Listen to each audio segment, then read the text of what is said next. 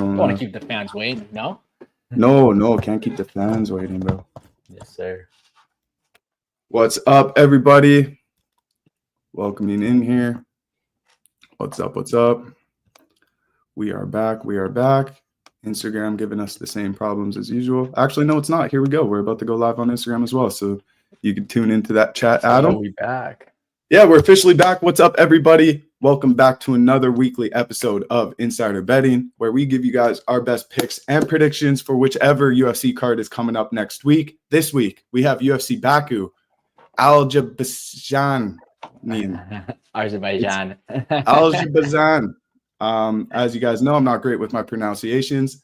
Azerbaijan is going to be butchered on this show quite a bit, but there's some fighters from Azerbaijan fighting on this card, so it's pretty exciting. I'm surprised to see that Fiziev isn't actually the main event, even though it's in his hometown. But, I'm excited to dive into that one and some other fights on this main card.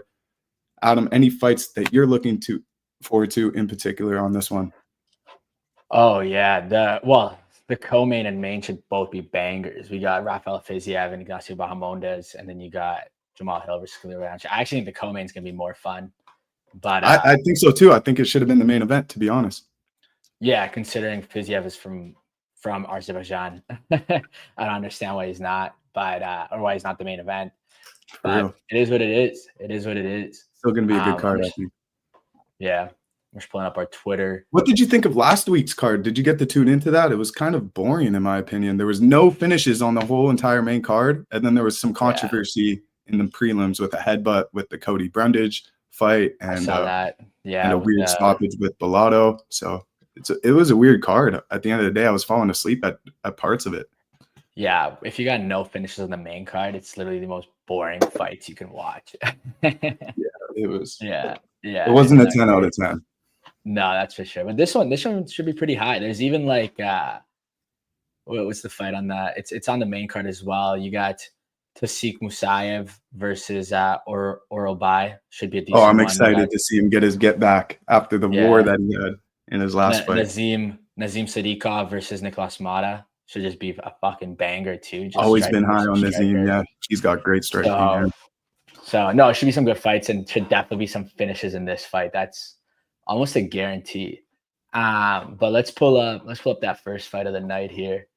I've been seeing the main card kind of get shuffled around a bit. I think this is how it's going to stay. I saw a lot of other fights starting with, or a lot of other breakdowns starting with the Tofik versus Orolbai fight, but I'm pretty sure based on what UFC.com has right now is this will be the main card opener. Because usually is that fight still on the main card though? It was on UFC.com. It is. Okay. Which is usually pretty up to date, but maybe I'm wrong. Whatever. We'll cover it anyway.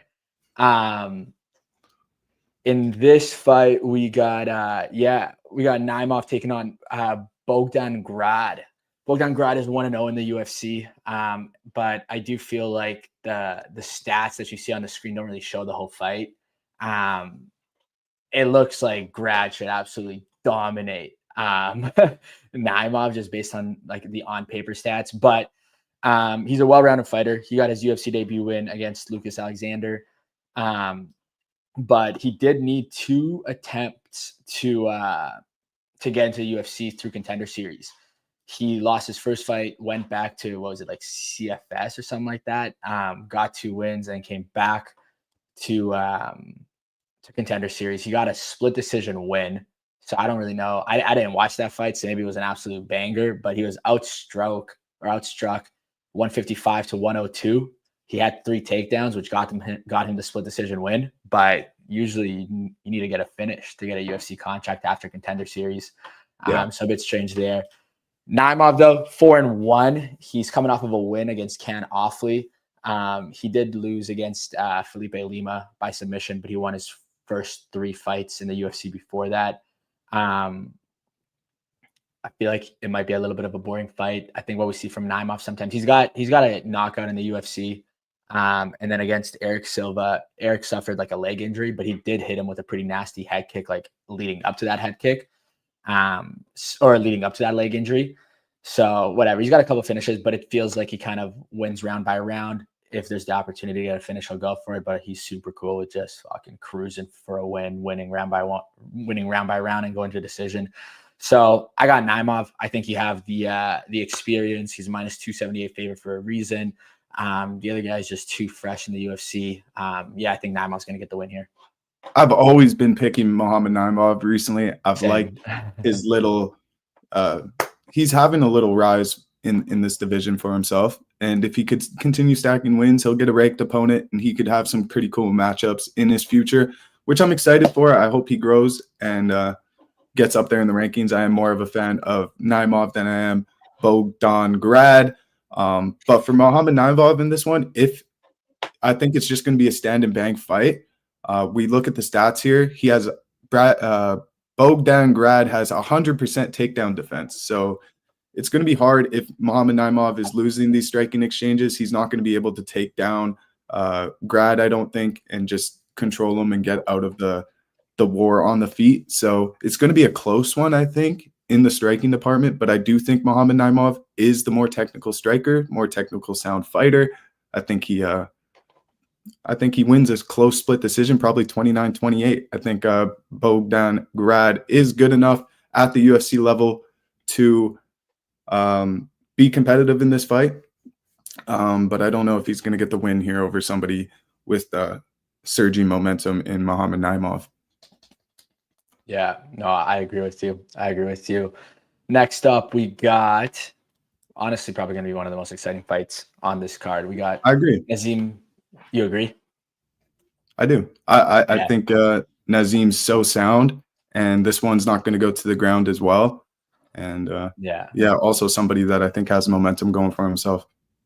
Yeah. In this fight, you got a bit more of a striker versus striker matchup. I think you got Sadykhov, who obviously has a takedown and a half per fight, but I don't think he's going to be looking to go to the fight or looking to go to the ground too much, considering Motta's got 82% takedown defense. Nazim is coming off of a TKO win against Ismail Bonfim, where a lot of people actually thought Bonfim was going to win. But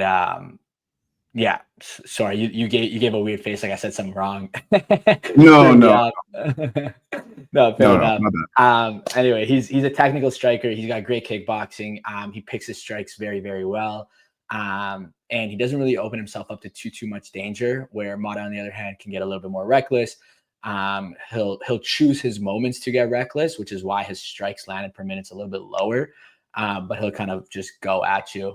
Motta going to sleep. Yeah, I think so too. I think what's going to happen is he's going to try to have a wild exchange, and then Nazim, being the technical striker, he's just going to catch him, rock him a little bit, and then he's just going to finish the fight there. I think there will be a knockout win here. But I don't know. Motta's got 82% takedown defense, so I don't think Sadykhov's going to try to take the fight to the ground. You'd assume Motta, being Brazilian, he's got some BJJ as well, and he can hang on the ground a little bit, although he's got 0 submissions in all of his fights, so maybe he doesn't, and I just don't know.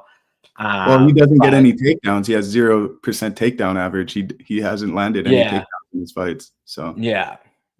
So I don't know. I think that when you have two strikers going up at it, and one is just like clearly more technical, and when the other guy, all of his losses have come by knockout, you're going to pick the technical guy to get the knockout. So I think it's Nazim's fight to lose for sure. Yeah. Nazim only lost one fight in the UFC, I believe, and it was because his striking just got a little too wild. He threw like a spinning back. It was actually his only loss as a pro, and it was his debut. Wow. Yeah.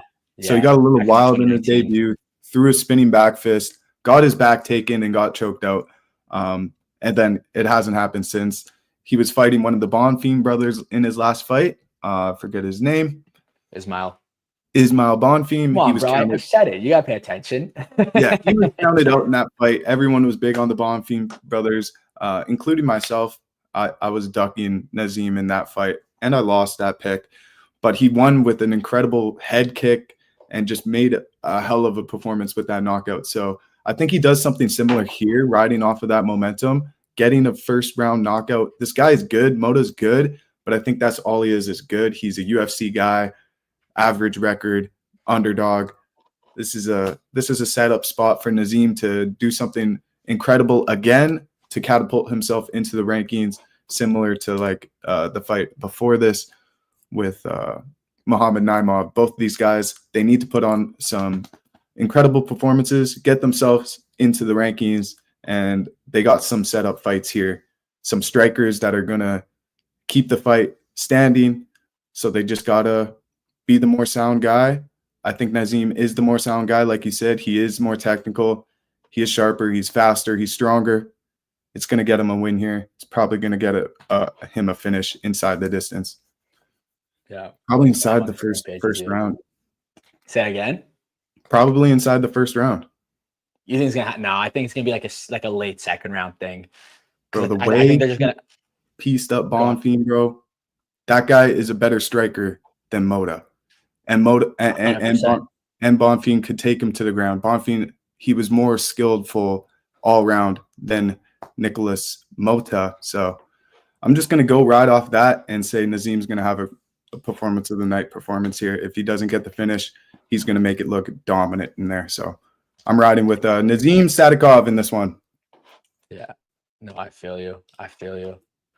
The next fight we got going on is Musayev taking on Miktabek Orolbai. I think I actually fucking nailed that. I don't know if I did or not, but Orolbai, yeah, you kind of killed that. That was nice. Even the Miktabek, I feel like that's how it's said. That comes off smooth. Not say that feels right. Again, ever. I might not ever say that. Miktabek is making his UFC debut after a 2-year layoff. He's pretty old to making his debut. He's 35 years old, but he's a former Risen FC champ. As a pro, he's got 22 wins, only 5 losses, and 18 of his 22 wins have been by knockout or TKO. He is only coming off of a 2-fight win streak, though. He's 3 in his last 5. He's 35 years old, already off to a bad start, in my opinion, but a bit of a weird fight to make because it kind of feels like it just kind of fell on Tawfiq's lap. He's from Azerbaijan. So I think the UFC just wanted to get more local talent on the card. And they're like, yo, this guy gets a ton of knockouts. Let's see if he can be fun to watch. Let's put him on this card. Orolbai, though, is coming off of a war with Mateusz Rebecki. He was handed his first loss in that fight, where he was dropped once in the third and somehow survived and went to decision. But Tawfiq hits hard. He does have 18 knockouts, so that's like kind of concerning considering Orolbai was dropped. I think you're a fan of Orolbai. I think you got him winning. I'm not sure, but we'll see. I'm a bit split on this one because it feels like Orolbai, it's his fight to lose. Considering he has more UFC experience, considering we've seen him go through a war in the UFC and he still survived by not getting knocked out. He did lose the fight either way. But I have a weird gut feeling that when you have a heavy hitter making his debut on the main card in front of his home crowd, it feels like he's just coming out to make his debut and we're never going to see him again, even if he wins. I think he just wants to fight at home. And I think he's going to get the upset win here. I got the plus 130 underdog winning. Not bad. Tawfiq, he's showing off to the crowd in his open workouts because it is his home crowd, right? So he's getting a great response from the fans. Although he's an underdog in this one, he probably will have a bigger response from the crowd. So I'm excited to see what he makes of this opportunity in his debut. And he's going up against somebody coming off of a performance of the night bonus, an absolute war where his face got bashed up and looked completely different coming out of that fight. But I thought he actually won that fight. I was leaning towards him in the decision, but he lost, if I'm corrected there. Yeah, so unfortunate for him. So I'm sure that he wants to get a win here and take less damage in this fight. So I'm sure he's going to be cautious of that, not put himself in as dangerous of a war as he did in his last fight. But Tawfiq is going to make this a war. He's not going to want to lose in his debut. Nobody does. But similar to last week, we've seen some striker versus striker matchups, and I expected and predicted for them to turn out to be fireworks, like with Andre Petroski versus Edmund Shabazian. I thought that fight was going to be a complete war. It was kind of boring. I could see something similar happening here where these guys just don't want to overcommit and don't want to put themselves in a position to get KO'd. And it kind of turns out to be boring and go the distance. And Orolbai. Come on, say it one more time, correct? Orolbai, come on, man. Orolbai. I think he's going to sneak in a decision win here, probably win 2 out of 3 rounds.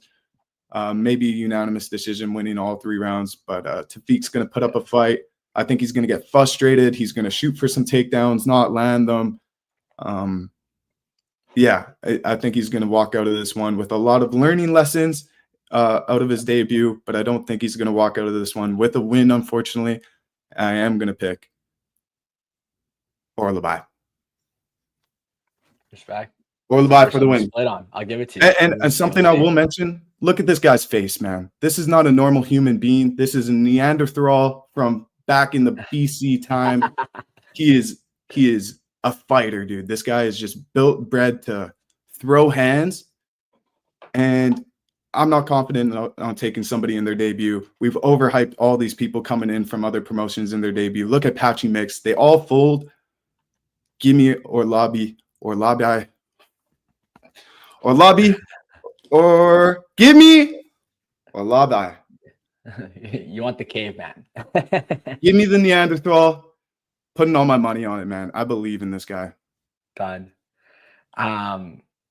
Another and bang kind of fun fight.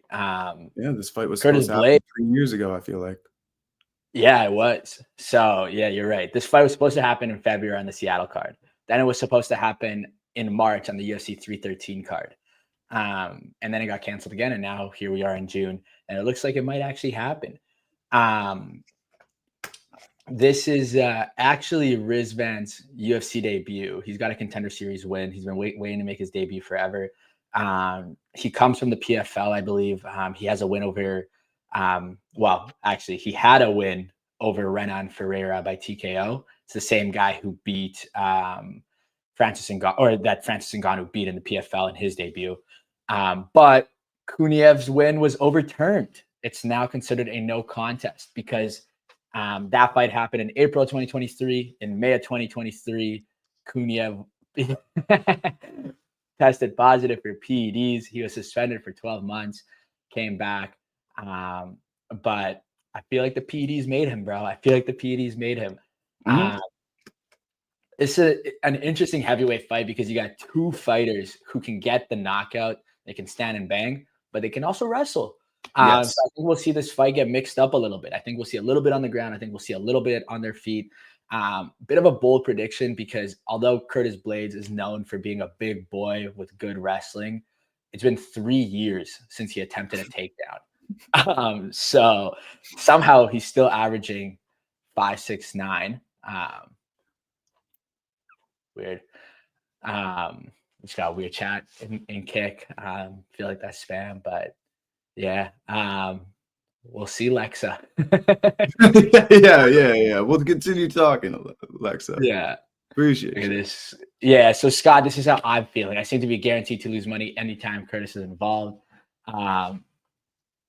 It feels like Rizvan should win. I don't know why I feel like that, but I feel like Curtis Blaydes will win. I think he's got more experience. This guy's making his debut. He hasn't fought in forever. His last fight was Contender Series. His fights keep getting pushed back. He's off the PEDs now. I think he lost some of that power that he might have had against someone like Renan Ferreira. Renan Ferreira is also like, people look at him really highly in the PFL. Somebody's camera just cut out, unfortunately. But yeah, what he's kind of saying, well, where I would take off on this is Curtis Blaydes. Damn. Or he's back already. Oh, here we go. That's crazy. What are the locks, fellas? Well, we went through a few already. I'm feeling pretty confident on a few. Yeah. What I was going to say about Curtis Blaydes here was that about Ferreira, sorry, is that Ferreira is looked at really highly in the PFL, but Ngannou absolutely dummied him So when you got a guy like Curtis Blaydes, who's got a couple fights against Tom Aspinall, he's fought against Pavlich, he's fought against Charlton Almeida, he's fought against these big guys. I think it's enough experience. He's going to get the win. And yeah, but to answer Rival's question here, number one lock so far is, I like Tafik Musayev at plus 130. Oh, fuck. Yeah. That's your lock? I think Muhammad Naimov and Sadykhov. No, Sadykhov is a lock, but he's minus 485. That's a boring pick. Yeah. Anyway, I'll let you break down this fight. Sorry for leaving there. I hit my mouse. No, yeah. I mean, I was pumped to see this fight when I went to UFC Seattle. I was like, oh my God, I get to see Curtis Blaydes. I liked Curtis Blaydes. He was riding. He just lost to Tom Aspinall. He looked good against John Almeida. I was like, this guy making his UFC debut, he's going to body this guy. I was big on Curtis Blaydes. I was telling everybody how big I was on Curtis Blaydes. But now that this fight's fallen out a few times, I'm not sure where Curtis is at in his fight game with his training. I heard in his interview he did with Inside Fighting, James Lynch, I believe, he was talking about how he just got remarried to his ex-wife. So now he's moving back in with his family. And I'm sure that's taken up a lot of his time. And this other guy, just like Rival said in the chat, he used to be juicing. This is no lie. He was on PEDs. And that's what made him so good. That's what had him excel in the PFL. But now in the UFC, getting USADA, he can't do that stuff no more. So he's kind of like softened out a little bit. He's kind of, you see these guys get so big. And then you look at Alex Overeem and stuff. Nowadays, they're just not the same person. So he's a little softer, but I still think he might be stronger than Curtis Blaydes. Curtis Blaydes has incredible wrestling, but as you mentioned, he just doesn't seem to use it. I'd like to see him just be persistent on a takedown here, kind of like he was against Almeida, or kind of how Almeida was fighting him. I think he should fight that same fight against Kuniev in this one, get him against the cage, and not put yourself at risk of taking any heavy shots. This is heavyweight. He could get put out with just one. Curtis Blaydes, does he get chinned is my thing in this one. Does he get chinned? I've taken the Dana White Contender Series debut guys a few times, predicting them to come in and win by knockout. Sometimes it hits, sometimes it doesn't. I think this one, it's not going to hit, guys. I think Curtis Blaydes stayed a favorite for a reason with this experience, with being at the top for as long as he has. Who else in the heavyweight division is really at his level in the top five? Not too many guys. There's a gap in the heavyweight division with out of shape heavyweight guys who are like 265 plus, like just overweight guys, the Tai Tuivasa guys. And then there's like this next level of the Jalton Almeidas, the Curtis Blaydes, the Sergey Pavlovich, the Tom Aspinall, and just these guys who take it a little bit more seriously at the top. So I'm hoping Curtis Blaydes still taking this as serious as he should be, being at the level that he's at, 5th ranked. He should still have a chance at competing for a title one day, but he's going to have to do something impressive here against Kuniev. If he just takes to a boring 3-round decision, he's going to stay at the same spot, probably fight another guy on the come up. Who's the guy with the crazy spider tattoo who also came off of Dana White Contender Series? Do you know who I'm talking about there? Oh, I know who you're talking about, but because that could be a good matchup for Kuniev after this one, win or lose. You know what I mean? Yeah. But yeah, I'm gonna take Curtis Blaydes just off wrestling. I think he's just gonna try and dominate this fight with his wrestling. That should be his game plan, but I wouldn't be surprised if he just wants to throw hands and he might get clean knocked out, but we'll see. Yeah. Rival, we have not gone over the main event yet. We're about to do the co-main and the main. Last thing I'll say about this fight, though, is Kuniev must have been juicing hard in the PFL, like hard. Because we covered a guy last week who got suspended for P. I think it was last week or maybe 2 weeks ago. I forget who it was, but he got suspended for PEDs once. He got 3 months, I think. And then he got a second time and they doubled it. They gave him 6 months. But Kuniev, from what I saw, this was his only suspension for PEDs, like his first, and he got 12 months off his first one. So I think he was he's going pretty heavy. Yeah. Co-main event, Rafael Fiziev versus Ignacio Bahamondes. This is definitely going to be the most fun fight of the night, I think. Arguably should have been main event, but I'm not gonna push it too hard. The main event is obviously two highly ranked guys in the UFC, so you can't complain too much. We got to see both of these guys fight at UFC 313. Rafael Fiziev had his rematch against Justin Gaethje. It was pretty entertaining. I think he got knocked down twice, but he clearly lost this one. I think Justin Gaethje was a clear winner in that fight, which was a little bit different than their first fight. Bahamondes also fought at UFC 313, where he dominated Jalen Turner and kind of caused him to retire. But you can't really judge him off of it, because Jalen Turner was saying that he was thinking about retirement, like going into that fight. So he just wasn't fully there. So it's kind of tough to tell. I also got to see Ignacio at the Sphere, where he looked really good. Yeah, Scott, I also love Fiziev here. Like, I think he's a great pick, and I've been like 50-50. I got notes that I prepped for this. Obviously, you can't remember all these stats like off the top. And in my notes, I got Fiziev winning, but I might be flip-flopping here. I don't know. Fiziev is just a dog, bro. And you'd expect this fight to be a brawl. Bahamondes, his only game plan is striking. He's got 0 takedowns. He never attempts a takedown. And he's got 85% takedown defense, which means that it's going to be tough for Fiziev to take him down. So I think this fight is going to be on the ground. But that's what I don't like about Ignacio, is he doesn't have a plan B. If he's now winning the striking exchanges, he can't switch it up. He's going to have to keep striking. Where, like, if Fiziev isn't winning the striking exchanges, he can toss in a takedown attempt here and there to like switch up the vibes and see what Bahamondes does.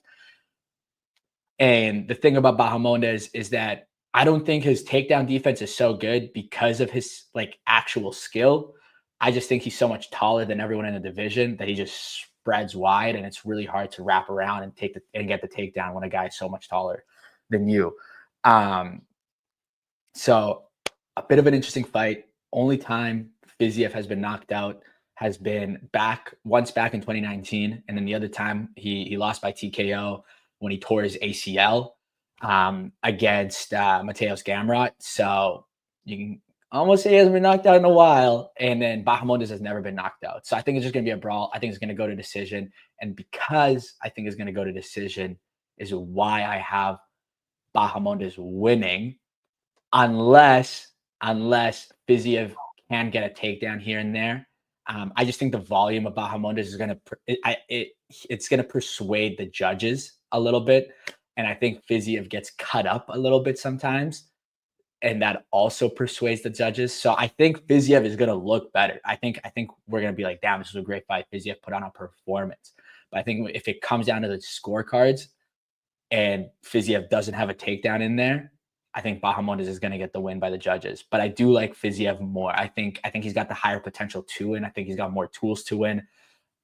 It's going to be a close fight, and I think the odds kind of show that. Wow. So you think if it's a close decision, it goes to decision, it's a close fight, nobody really knows who it's leaning towards, you think they're going to give it to Ignacio, even in Fiziev's hometown, home crowd? When's the last time they went to Baku? This might be their first time ever going there, and I think it's a close one. That's not supposed to persuade the decision. True, it's not supposed to. It's not supposed to. But I'm talking strictly volume. Like, if there's no takedowns involved and you have to go off of damage and volume, and there's like no knockdowns either, Bahamondes is just a higher volume guy. That's my one concern. Yeah. And I see Ignacio Bahamondes. He's training with Belal Muhammad. That's his main training partner for this fight. So I haven't seen them wrestling, though. All the videos that I see of Belal and this guy training is strictly striking. And I think that was the bad game plan that Belal had against JDM. He should have been mixing in the takedowns. I don't think Ignacio Bahamondes has that deadly ground game, deadly wrestling game in his bag. He did get a submission in his last fight. Yeah, but that was Jalen Turner, who came out after the fight and said, yeah, I probably could have fought out of that submission, but I just didn't want it hard enough. Yeah. So, I mean, I could only credit that submission win so much until I see it against somebody more high level than Turner, unfortunately. My heart's telling me Ignacio Bahamondes, man. He's a rising star. He's training with the former champ. He has hands. He has the momentum. But I think he's taking a big risk here. This is his first fight, not fighting in an Apex or a Vegas card. This is him going across the world. This is him traveling. This is him being out of his comfort zone for once. Ignacio doesn't wrestle, he pulls guard. Exactly. That's why he has no takedowns. So I think Fiziev is just somebody who trains immensely. He's super serious in the gym. I'm looking at this fight similar to how I analyzed Mateusz Gamrot versus Ludovic Klein. I ended up taking Ludovic Klein because I thought he would edge it out on the scorecards with his striking being just a little bit more with the damage. And then Gamrot had an incredible performance with just constant takedowns and pressure. And I think that's what Rafael Fiziev is going to do here, constant takedowns and pressure. I think it's just the game plan that beats a guy who's strictly going to try and kickbox with you. I think he knows what he has to do in his home crowd. I think he goes for it. I think he wins a dominant performance here. I don't think Ignacio Bahamondes gives me the performance that I want to see out of him. And that's unfortunate. When I saw that he won his fight at UFC 313 and Fiziev lost, I did kind of match these two up as a potential one that we'll see in the future. So I'm excited that it's happening. I just think it's a horrible circumstance for Bahamondes to go in the enemy territory for his first time fighting across the world. And it's in Baku, Azerbaijan, against Baku's biggest fighter that they have out there. So it's scary. I think Fiziev's good when it gets to a war situation. And if Ignacio could bring in some of that spark, some of that war to Fiziev, it's going to fire him up. He's going to start pressuring. He's going to start looking better and better throughout this fight. And I have Fiziev, and I feel pretty good about it. I'm on the same page. Like I said, coming into this live, I had Fiziev. I switched up midway through the call. You're going with this, man. I'm trying to start to go with this a little bit more. That's fair. See, I feel the other way. I feel like my heart says Fiziev because I want him to win, but I feel like my brain's telling me Bahamondes, which is why I'm split. But I don't know. Let us know in the chat what you guys think. A lot.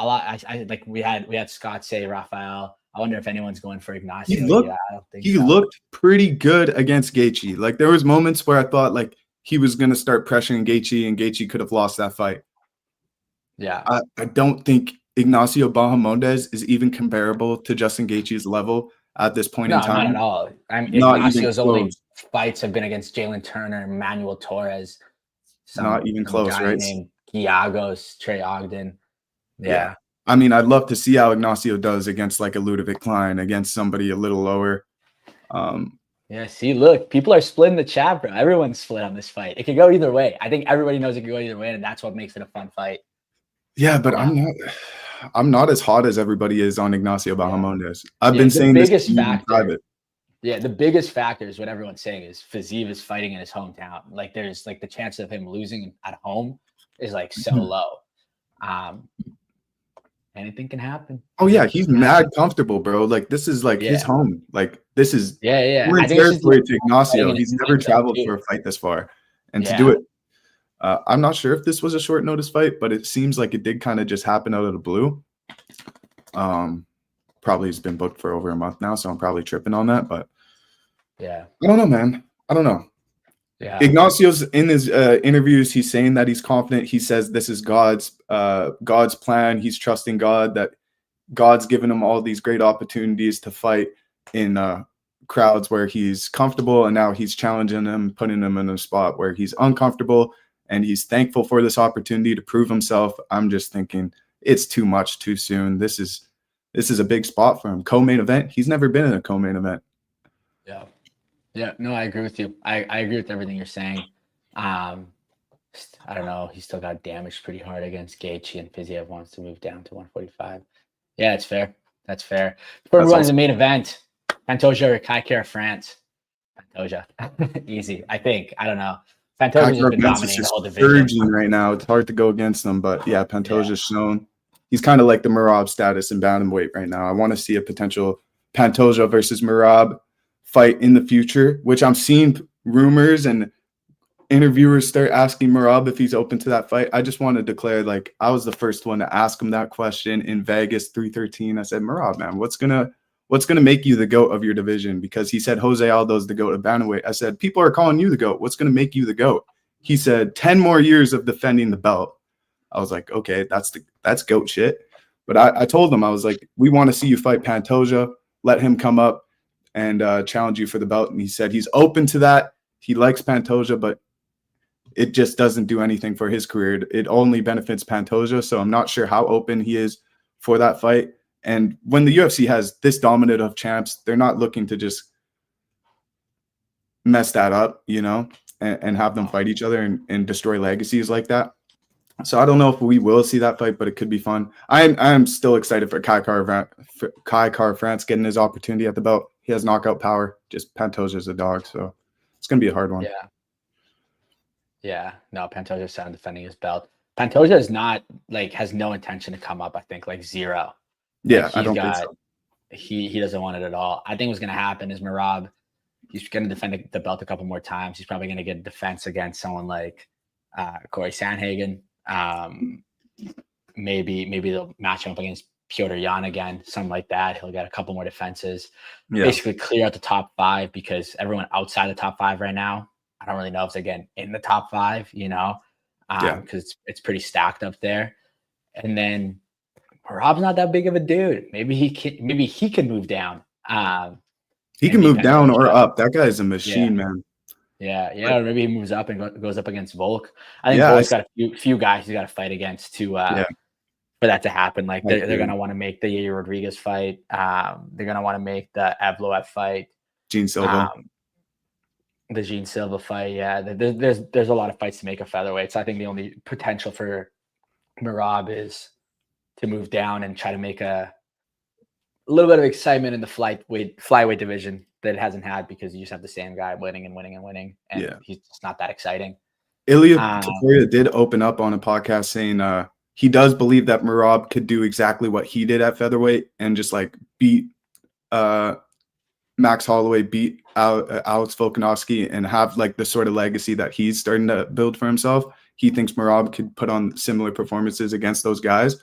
So it could be a good career move for him eventually to move up or move down and start getting these legacy fights on his name, because like a third fight against O'Malley or just these guys just isn't going to do it for his legacy, to be honest. I think with these smaller guys, they like don't like moving up. Like they're so comfortable in their lower divisions. They don't want to fight against heavier guys. You know, like you have O'Malley being your biggest threat in terms of striking in bantamweight. Even O'Malley might move up, people are saying. That's kind of crazy. Yeah, and O'Malley would make sense to move up just because you have so many strikers in the featherweight division, you know, that are very dangerous. So maybe Merab sees how O'Malley plays imagine and how he keeps up. Imagine an O'Malley versus Gene Silva fight. I love it. Oh my God, I'd love that so much. They should book it right now. Main event, Jamahal Hill versus Khalil Rountree. Khalil Rountree's coming off of No, he had like that little country song that he did, and it's just stuck in my head. My name's Khalil Rountree. It went super viral. Yeah, it did. Khalil's coming off of a loss to Alex Pereira back in October. But he looked fucking incredible in that fight. He won the first 2 rounds. It was a dog fight. He lost the next 2 and ended up getting knocked out in the 4th. But he showed he's got a lot of dog in him. Khalil's song was actually good. It was a good song. It was a good Will song. knows. My name's Khalil Rountree. Yes. That shit was a banger. Yeah, no, it was good shit. Anyway, I've been the biggest Jamahal hater since his fight with Alex Pereira. But he went to a war with Yuri Prochazka, and he gained more respect, that's for sure. He put up a great fight in that fight. He did lose, but I think he did win a lot of people back, me being one. I'm a little split on this fight because Jamahal Hill is taller. He's more well-rounded. He lands more shots. But I don't think he's taking this fight to the ground, so take the well-rounded part off. I think he's going to stand and bang. And I think when you compare Khalil's fight to Alex Pereira versus Jamahal Hill's fight to Alex Pereira, I think Khalil showed he's got a lot more power. He's got a lot more dog on him. And in a 50-50 fight, I'm going with that guy. I think Khalil Rountree is going to get the win here. I think we'll probably see a little bit of a, what's it called? A little bit of a similar fight to what we saw with Jamahal Hill and Yuri. I just think it's going to be a war. And then one guy ends up standing and the other one doesn't. And I think it's going to be Khalil. Man, I usually just pick, like, I love the Muay Thai fighter. Like, I love that fight style. I love what Khalil Rountree brings to fights. And I know you're not big on Jamahal Hill, but I'm kind of. I know you're the biggest Jamahal Hill fan. Before his loss to Pereira, before all that happened, you're the biggest Hill fan. You thought he was going to beat Pereira. You thought he was going to beat Yuri. Honestly, bro, he never lost his title. He ruptured his Achilles and he had to vacate. So technically, he's still champ. So I'll take the champ here. No, I'm just kidding. But kind of not kidding. I usually like a fighter when they're so super confident, manifesting a knockout, saying that they won't get touched, overlooking their opponent, because it's like you say it, you speak it, you believe it, you achieve it. And we're seeing that from Khalil Rountree. He's going in his media saying he's not going to have any blood, no scratches on his face. He's going to come out of this untouched. And man, it's actually starting to piss me off a little bit, bro. I usually like it, but I don't think overlooking Jamahal Hill here is a great idea. Khalil, he has brought in wrestlers and jiu-jitsu guys into his camp for this fight to try and well-round his game up a little bit. Now that he's facing these top guys, he kind of needs to worry about wrestling and stuff if he wants to face an Ankalaev in the future. You know what I mean? So he is fixing his game. But the more highlights that I see from Jamahal Hill, he's great in the clinch. He has great knees. He has great striking. He's good on the ground. And he's confident as well. He's not taking it lightly that Khalil Rountree is going around saying that he's going to do this to him. I think he's well prepared, and I think he could shock a lot of people in this one. I'm kind of viewing this fight similar to Ian Gary versus Carlos Prates, which is wild to say, but we were all hype on Prates to get a crazy knockout on Ian Gary or to win that fight. And I think that's how we're looking at Khalil Rountree in this one, underestimating a very well-mixed martial artist. And Jamahal Hill is that. I don't think he's going to look as pretty as he did or as pretty as Ian Gary did against Prates. I think it's going to be more of a war than that fight was, more back and forth, because I think Prates was only winning like the fifth round or something like that. I think Khalil is going to win 1 or 2 rounds here. But Jamahal Hill, I'm taking him as the underdog. He is the underdog, yes. And yeah, I think he's going to shut up a lot of people here. It's a big spot for him. This puts him right back into a title fight. I know Khalil Rountree thinks the same here, but I don't think he goes right to a title shot against Ankalaev after this. He'll be waiting around, calling his shot, waiting for the title, not fighting for a year and a half because he thinks he claims. Like, I think his ego is huge for the kind of fight that he just had against Pereira. Yeah, we're all hype on it, saying he looked great, won 2 rounds. But, bro, you got destroyed. Your face is mashed up for the rest of your life. You had the craziest of surgeries. I think scar tissue will open up. I think he will get bloodied up in this fight.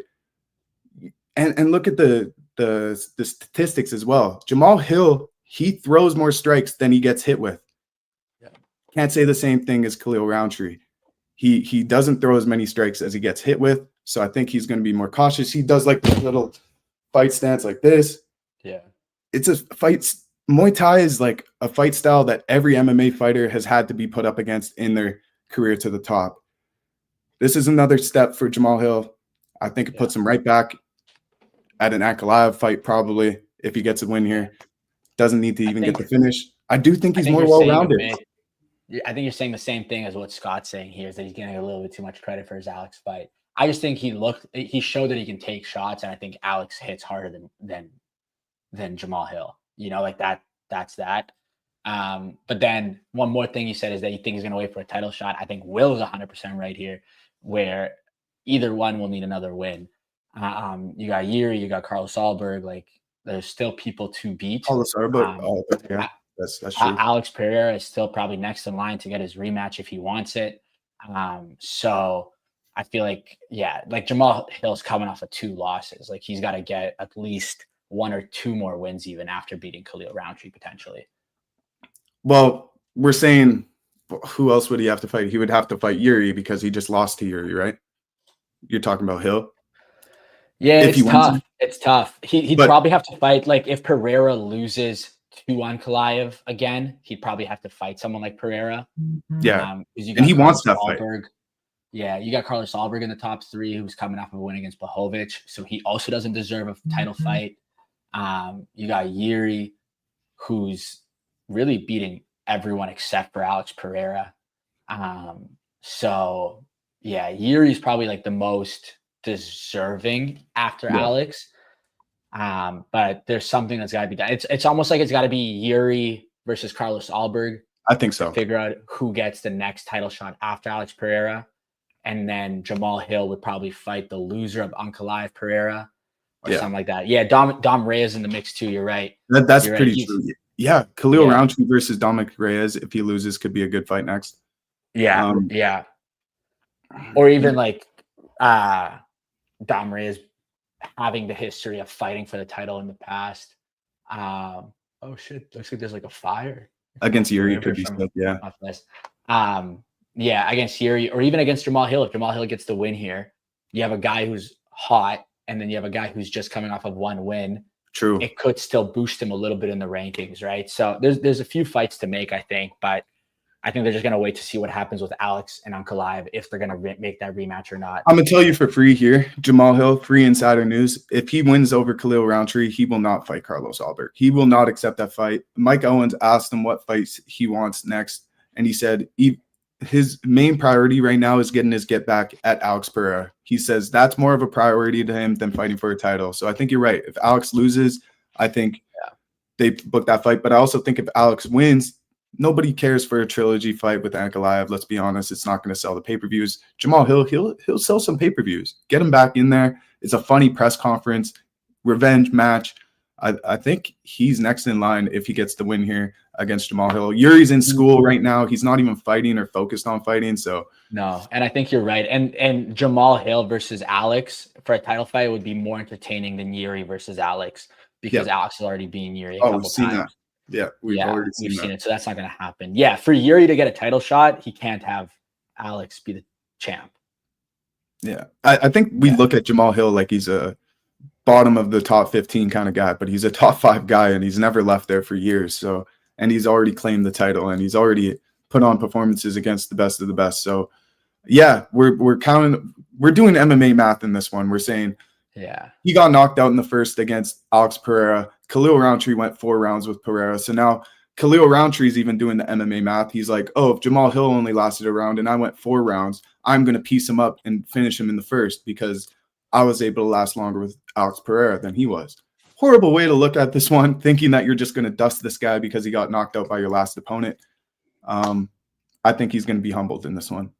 But I do like that Eric Nix or John Wood is his coach, right? So like he has the Rob coach in his corner, like he has great coaching and stuff.